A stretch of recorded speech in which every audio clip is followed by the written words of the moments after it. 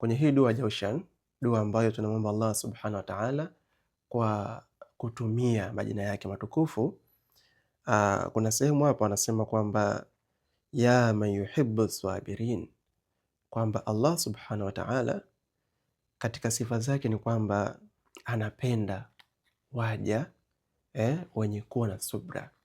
Ya man yuhibbu sabirin, kuwa na subra si miongoni mwa udhaifu, bali kuwa na subra ni miongoni mwa mambo yenye utukufu ndani yake. Hata waja wema waliopita walivaa vazi la subra, na mwisho wa siku subra yao iliwafikisha katika matokeo mazuri mwishoni. Uzuri wa subra ni kwamba mwisho wake siku zote huwa ni mzuri, lakini shortcut mara nyingi mwisho wake huwa ni mbaya.